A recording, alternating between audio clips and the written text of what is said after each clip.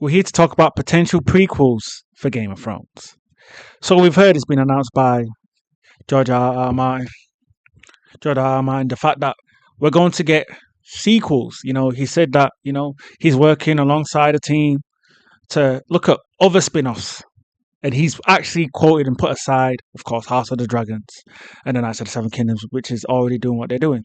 So we are on conquest to finally get new spin-offs, and the whole Game of Thrones Westeros universe. They're excited, the fans are ecstatic, and it makes me wonder what could potentially be a spin-off that we know for sure is going to happen.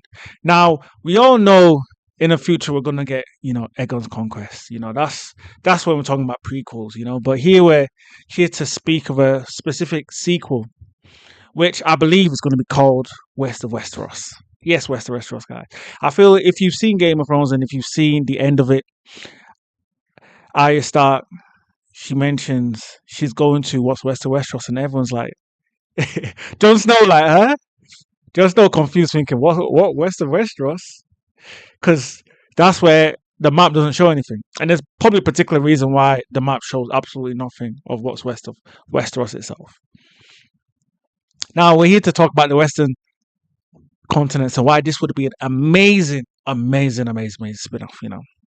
I feel as though it really gives a lot of creativity to be able to expand the universe of Game of Thrones, and on top of that, I would say it really allows George R. R. Martin to help as well, because you don't want to go off topic, and I think him being able to be part and parcel of this whole spin-offs is crucial for me. It's crucial just to make sure that they get the core right when it comes to Game of Thrones and A Song of Ice and Fire, everything about that. So, what's West of Westeros? So there's been tales. There's been tales in general of what could particularly be what's West of Westeros. We're talking about krakens. We're talking about sea dragons. We're talking about sea creatures.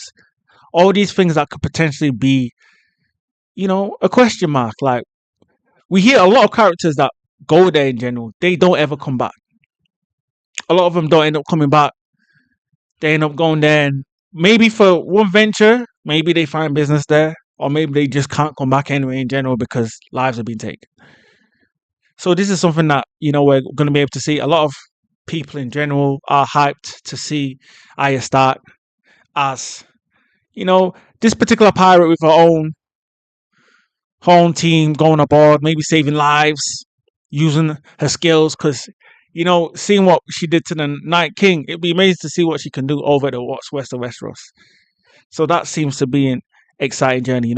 There's particular characters that have been named in general that have been quoted have gone there. Aegon's granddaughter, various characters in the books. You hear tales, even in the tales of A Song of Ice and Fire, where they speak about the Western continents. It's just a particular different region over there. We don't know what to expect, but we know that there's definitely sea creatures that because first and foremost, when it comes to that, we saw early in Game of Thrones how, Daenerys' dragon, dragons can't deal with the sea that much. You can't really breathe in there. You're going in there and coming out, going there, get fish, come out. But imagine we're exploring a whole different climate, and I think this is going to be big. Production-wise, this is going to be probably one of the best spin-offs if they can get this right, because we're dealing with a lot of mythical aspects here, and I think that's going to be the theme of what's West of Westeros. We're going to see a lot of mythical creatures. I feel we're going to see a lot of creative plots going forward, and I think that could be very exciting if they can get it right. And it really brings creativity, a new sense of creativity if this is the spin-off that will be, and I think it will be. Guys, make sure that if this actually happens, you remember this video. What's West of Westeros? On top of that, I think in general for Mace Williams in general, this would be a big ploy for her character. I think they've always built up Arya Stark in general to go somewhere with all these skills.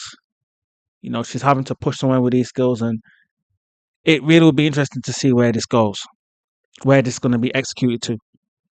So having the What's West of Westeros is definitely going to be a huge base going forward for the fan base. In terms of other spin-offs, we were supposed to get the A lot of people spoke about the Jon Snow spin-off that we didn't end up getting. So I think that's really been put down at the ground. Other common spin-offs is King Bran. I don't think we're really going to get that anytime soon. I think the King Bran spin-off per se is really put down in the ground as well.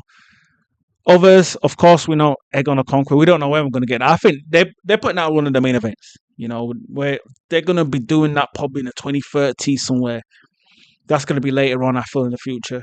So I think this was going to be one of the main focuses. I believe they'll do What's West of Westeros for sure, definitely. I feel they'll definitely probably do one for Sansa as well, Queen of the North. I think Queen of the North is one that would be very interesting. Because I think as though it might not just be focused on Sansa, but it might be the case of looking at the North region where they can link maybe Jon Snow and Sansa together. I think that would be interesting. Have a bit of a link there, bringing a lot of these characters together from that side.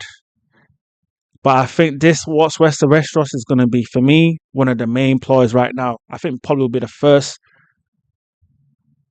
sequel we'll probably get after Game of Thrones. So definitely, guys, stay tuned for that.